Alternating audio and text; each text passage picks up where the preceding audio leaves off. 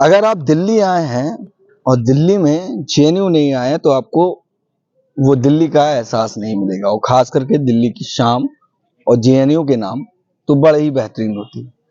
लोगों से मुलाकात हो रही थी, आपने एक वीडियो देखा जिसमें विवेक कुमार जी से बात की, तमाम लोगों से बात हुई, ऑफलाइन माइक हुई, क्योंकि कई प्रोफेशन में लोग सामने से नहीं बोल सकते मगर तमाम बातें निकल के हैं। उसी बीच हमारे एक युवा साथी से मुलाकात हुई, उनका हम पहले आपसे परिचय कराते हैं, रूबरू करते हैं। सर, मेरा नाम दिव्य प्रकाश है। मैं अयोध्या के फैजाबाद, अयोध्या के कुमारगंज का रहने वाला हूँ। अभी मैंने जेएनयू से बीए और एमए कंप्लीट किया है 2022 में। अच्छा, और अभी मैं स्टेट पीसीएस की तैयारी कर रहा हूँ। ठीक है।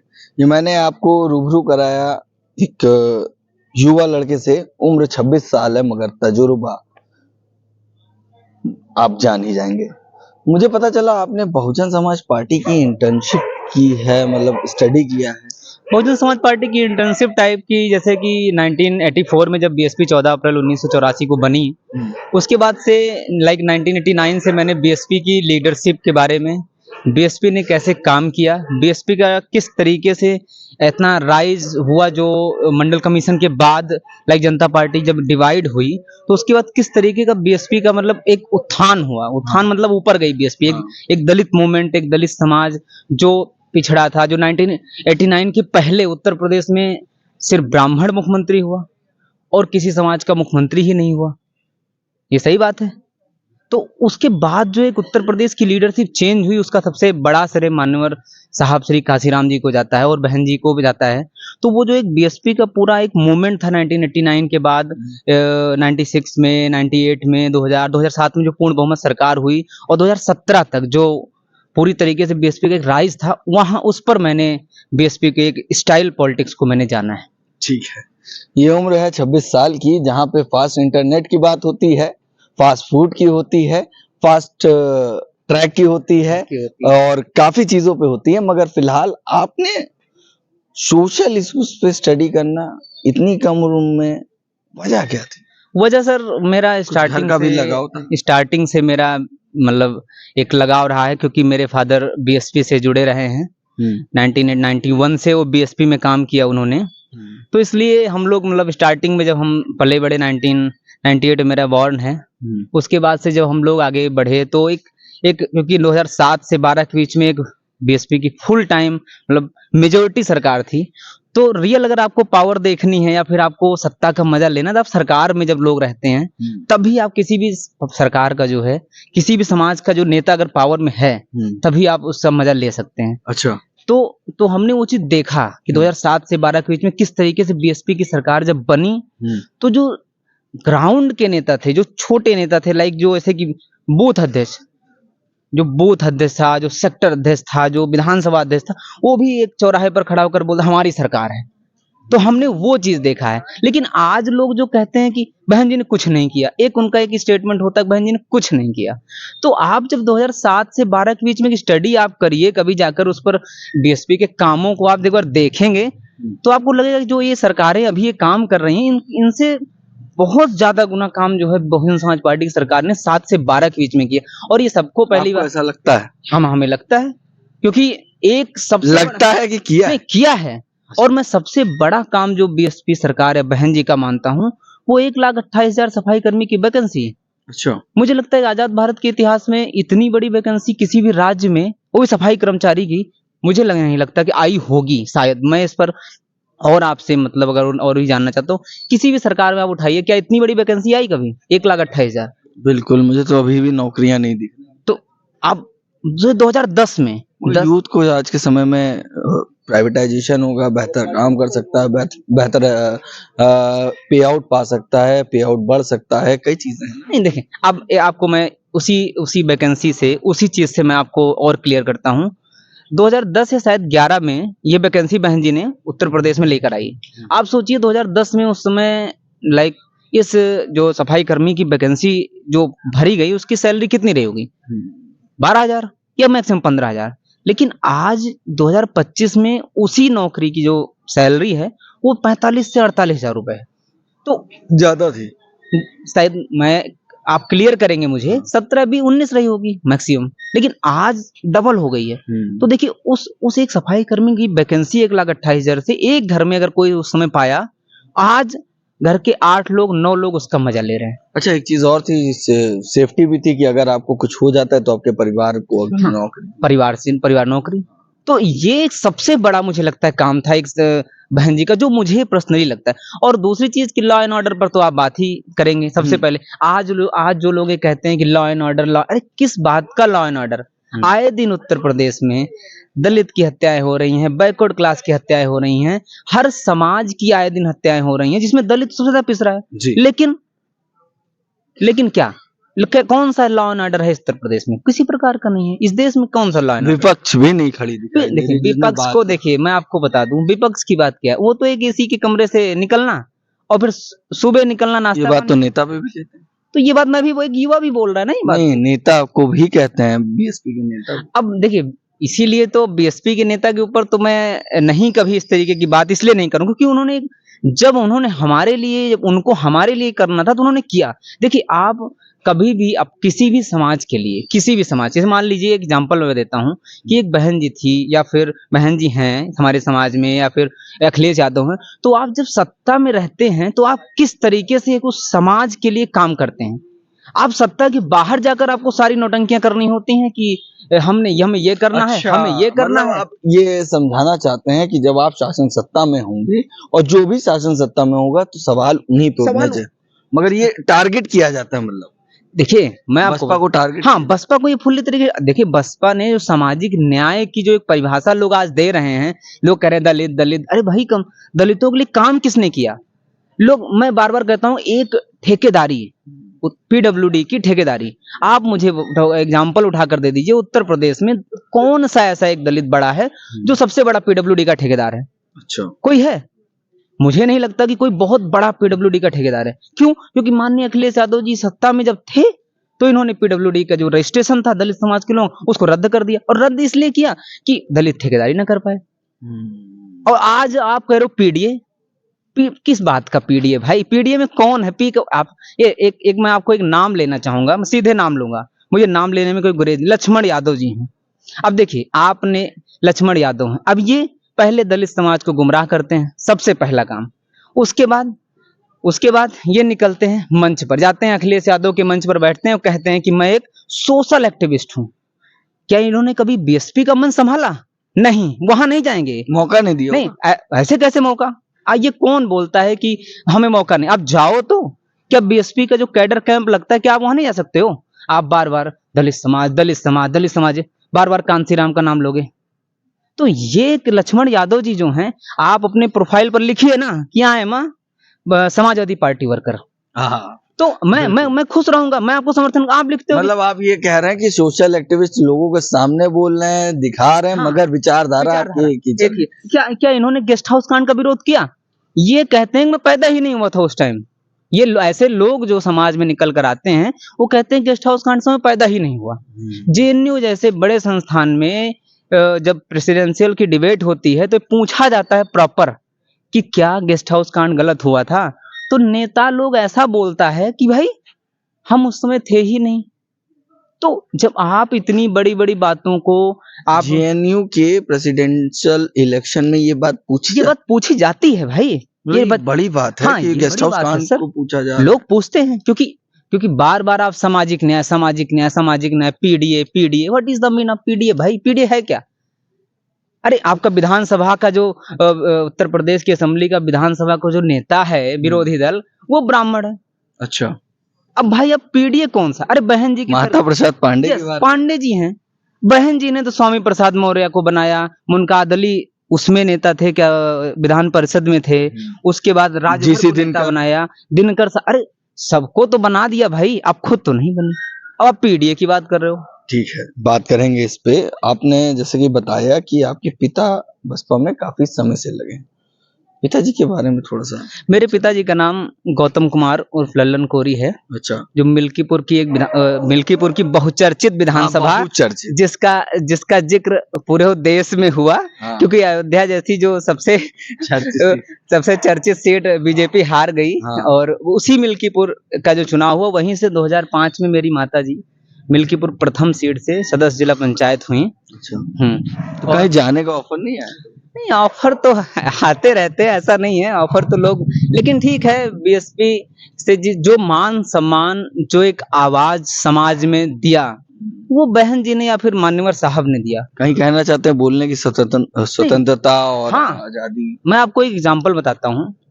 जब ये मूवमेंट कांसीराम साहब उत्तर प्रदेश में चला रहे थे, तो हमारे पिताजी या फिर हमारे समाज के लोग जब समाज में इनका पोस्टर लगाने जाते थे, तो लोग कहते थे, अरे ये किस पार्टी का पोस्टर लगा रहे हो? और आज जब वही लोग मिलते हैं, कहते हैं, वो लोग कहते हैं कि भाई हमें तो पता ही नहीं था कि ये मूवमेंट और ये समाज इतना आगे चला जाएगा कि उत्तर प्रदेश की राजनीति में 4-4 बार मुख्यमंत्री बनाकर दे देगा। तो वो लोग झुक गए। तो बसपा का ग्राफ जो आपने स्टडी की पूरी, ज्यादा समय ना लेते हुए, क्योंकि काफी देर में हम लोग कर भी रहे हैं, तो बसपा का ग्राफ कैसे गिरा? जब स्टडी की होगी तो ये भी जानो, ग्राफ उठा कैसे और गिरा कैसे, थोड़ा सा।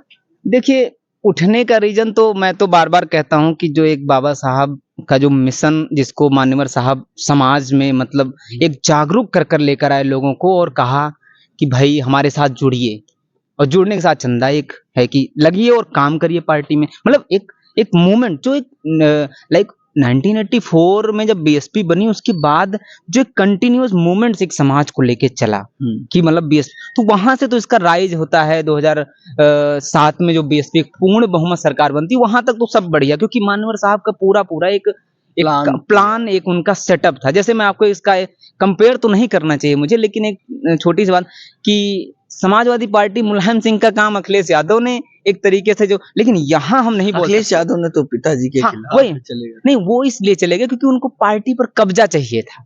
मतलब कहना चाहिए पूरा प्लान्ड था, वो प्लान्ड था, क्योंकि शिवपाल को रोकने, क्योंकि हाँ, और क्या, क्योंकि मोह ऐसा होता है, पुत्र मोह, वो मोह हमेशा आपको ले डूबेगा या आगे। लेकिन बात हम बीएसपी पर आते हैं, तो ये 2007 से 12 तक बीएसपी की पूरी, लेकिन उसके बाद 2007 के 12 के बाद जो बीएसपी का डिक्लाइन भेजा, उसका मैं सबसे मेन जो मेरा आकलन है, रीजन ये है कि जो समाज के जो नेता थे, मैं तो बार बार इस चीज को बोलता हूँ, समाज के नेता जो समय समय पर या फिर पार्टी को छोड़ा या फिर पार्टी के साथ जो है पार्टी को छोड़ कर गए या फिर निकाल दिए गए, मैं तो बार बार उन लोगों को ही ब्लेम इस चीज पर देना चाहूँ। क्यों?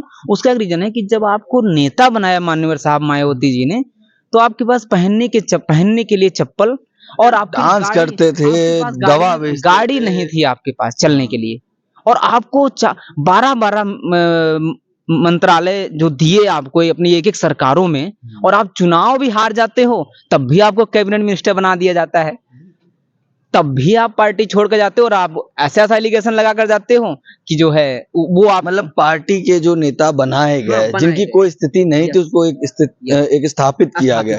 तो वो जो थे, उनका जाना कहीं ना कहीं लोगों के अंदर डाइवर्जन, उनका जाना क्योंकि हमारे कासिम साहब एक बात बोलते हैं कि जैसे स्वामी प्रसाद मौर्य जी को जब बहन जी ने या काशीराम साहब ने विरोधी दल नेता बनाया, तो इसने उत्तर प्रदेश में जो है मौर्य नेता पैदा कर दिए। अच्छा, इसने अलग अलग छोटे छोटे नेता पैदा किए, बहुत बड़े नहीं, विधानसभा स्तर पे ग्राउंड पकड़ने सब। तो एक क्या होता है कि बहन जी तो मास लीडर है, इनके आगे इस देश में एक या दो मास लीडर हैं। मैं आपको ये बहुत उसके साथ कह सकता हूँ कि एक या दो मास लीडर हैं, एक बहन जी हैं, और एक अगर आप कभी कह सकते हैं नरेंद्र मोदी। अगर एक जस्ट क्योंकि बैकवर्ड क्लास का नेता है, तो एक हम बात वहां कर सकते, बाकी यहाँ मास लीडर कोई नहीं है इस देश में जो मास इकट्ठा कर सके। अब आप जानते हैं रमाबाई मैदान को एक ही आदमी भर सकता है, वो है बहन को। बिल्कुल सही बात है, और उन्होंने भरा। तो एक डिक्लाइन का ये मेन रीजन, लोग छोड़ते हुए गए और छोड़कर जाने के एलिगेशन लगाते हैं कि बहन जी हमारी बात सुनती नहीं। अरे भाई, जब आप मिनिस्टर थे तब आपकी बात सुनती थी बहन जी, तब आप सब बढ़िया था। अरे 10-10 फॉर्च्यूनर हो गई। एक नेता है करंट टाइम में, 26 साल एज है इस समय, 26-27 ईयर है, मेंबर ऑफ पार्लियामेंट है, मैं नाम ले रहा हूँ, पुष्पेंद्र सरोज नाम है, कौशाम्बी से वो शायद मेंबर ऑफ पार्लियामेंट है, मंझनपुर एक विधानसभा सीट है, इंद्रजीत सरोज जी हैं, उनके बेटे हैं। एक इंटरव्यू में उनसे किसी पत्रकार ने पूछा कि आप इसका श्रेय किसको देते हैं, उन्होंने कहा माननीय अखिलेश यादव को श्रेय देते हैं। अरे भाई, आप इतने लंदन में कुछ पढ़ाई करके आए हो, आपको पता नहीं है कि जिस लंदन में आप पढ़ाई करने गए वो किसका योगदान रहा है? अरे आप एक बार कह देते कि मान्यवर साहब काशीराम जी का योगदान था, हम खुश हो जाते। मतलब मूल सिद्धांतों को तो भूले, मगर जो नेता थे उनको भी भूल गए जिन्होंने इनको मौका दिया। अरे भाई, मंझनपुर विधानसभा से कौन जानता था इंद्रजीत सरोज जी को?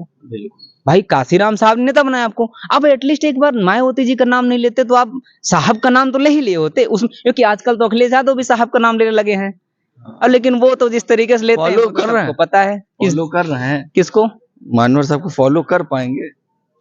अरे देखिए, पीडीए से जब निकलेंगे तभी तो फॉलो कर पाएंगे, वो उनके बस का नहीं है। देखिए, उनकी राजनीति उनके बस का नहीं है। राजनीति कभी एसी में बैठ कर नहीं होती है, ये बात सबको देश के नेताओं को समझना पड़ेगा। यहाँ पे सवाल उठता है, अब युवा लीडरशिप की ओर बढ़ रहा है बहुजन समाज पार्टी। अभी आपने देखा है, खबर आई कि मुख्य national coordinator Akash Anand. Yes.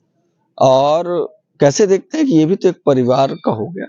देखिए, यहाँ पर ये परिवार मैं नहीं कहूंगा, क्योंकि देखिए आप परिवार, हालांकि मौका कई को दिया। हाँ, मौका किसको नहीं दिया? राजा राम जी आजकल नेशनल कोऑर्डिनेटर हैं, इनको मौका दिया। मौका बहुत स्वामी प्रसाद मौर्य जी को, जो मुझे लगता है कि सबसे ज्यादा अगर किसी को मौका जो दिया गया बीएसपी में, वो स्वामी प्रसाद मौर्य जी को दिया गया।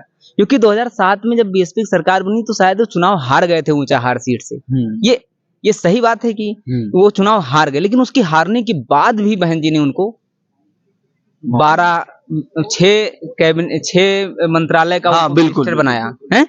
बोल भी सकते थे, मीडिया में फेस होते थे। हाँ, फेस होते थे। तो ये है, मतलब ऊपर से अच्छा, मौका मतलब दिया, कोई खरा नहीं उतरा, तब खरा नहीं उतरा, तब इनको है कि आकाश जी को। और आकाश जी ऐसा थोड़ी है कि इस देश के युवा 55 साल के लोग अपने आप को युवा पॉलिटिशियन समझते हैं, ऐसा थोड़ी आकाश जी। मेरे पढ़ कर आए हैं और बोलते जब समाज में, समाज सुनता है। अच्छा, समाज फॉलो करता है, युवा करता है। अरे युवा क्यों नहीं करता भाई? उत्तर प्रदेश में स्टडी कर रहे हैं बीएसपी का, तो आपने देखा होगा यूथ में अट्रैक्शन है।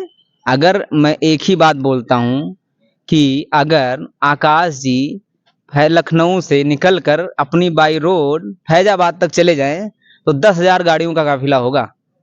अच्छा, और भूल जाएंगे अखिलेश जी या फिर योगी जी उत्तर प्रदेश में कि कोई आदमी लखनऊ से फैजाबाद गया है।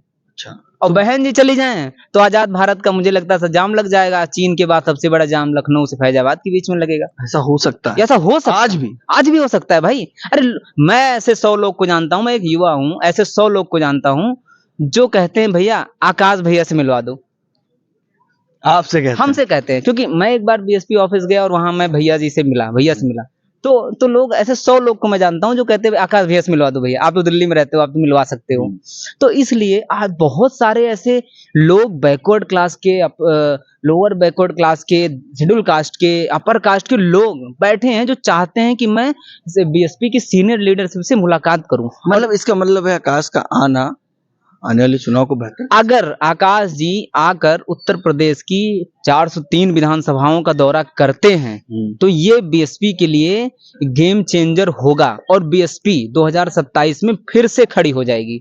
लेकिन आकाश का जेएनयू आना कितना बदलाव जाएगा? कुछ बदलाव दिखा लोगों के अंदर? आकाश जी का जेएनयू आना, देखिए जेएनयू में क्या है कि चीजों को लोग बहुत अलग तरीके से देखते हैं। आकाश जी आए या फिर कोई भी नेता अगर, तो यहाँ एक अलग उसका है, क्योंकि आकाश जी आए थे। नहीं, देखिए बार बार इस चीज को फोकस होना चाहिए कि हमारे जो दलित और बैकवर्ड क्लास के बच्चे युवा हैं, इनके बीच में अगर हमारे समाज का नेता जाता है तो इससे बहुत बड़ा इम्पैक्ट आता है कि हमारा नेता हमारे बीच में पहुंचा। अच्छा, और इसका बहुत दूर तक इम्पैक्ट है। मतलब ये जो हुआ 2 दिन पहले, इसका कोई असर है? इसका असर है। इसका रीजन ये है कि भाई जब देखिए, अगर देश में दलित पॉलिटिक्स कमजोर होगी तो उसका सबसे बड़ा नुकसान इस देश के जो अच्छी बड़ी यूनिवर्सिटियों में दलित बच्चे पढ़ाई कर रहे हैं उन पर जाएगा। अच्छा, ये सबसे बड़ा इम्पैक्ट है कि दलित पॉलिटिक्स कमजोर होना। इसलिए मैं बार बार फोकस है मेरा कि पॉलिटिक्स मजबूत होनी चाहिए और हमारे बीच में आकाश भैया जैसे लोग या नेता लोग हमारे बीच में आने चाहिए। अच्छा, और प्रॉपर आए और मिलें, हमारी समस्याओं को जाने कि भाई आपकी समस्या क्या है। इससे हमारे यूथ में जो 19 साल के, जो 20 साल के, लाइक मुझे लग रहा है कि 2007 से 17, 10 साल और 27, 20 साल का एक सूखा उत्तर प्रदेश में बीएसपी के लिए। एक 5 साल सरकार में रह गई मान लीजिए, तभी 15 साल का एक सूखा। तो उसको जो हमारी जो नई लॉट है, जो 18, 21, 22, 24, 25 है, वो उन्होंने उस चीज को देखा नहीं। इसके लिए आकाश जी को हम ग्राउंड में युवाओं से मिलना बहुत जरूरी, जिससे युवाओं को पता चले कि हमारी नेता ने या हमारे मान्यवर साहब ने क्या क्या हमारे समाज के लिए किया है। मतलब प्रचार नहीं हो पाना भी एक वजह है, और यूथ लीडरशिप के लिए यूथ ना होना। ये एक युवा की आवाज थी, युवा की बात थी, जेएनयू में मौजूद था, जेएनयू से इन्होंने पढ़ाई भी की है और बहुजन समाज पार्टी के स्ट्रक्चर को इन्होंने स्टडी भी किया है।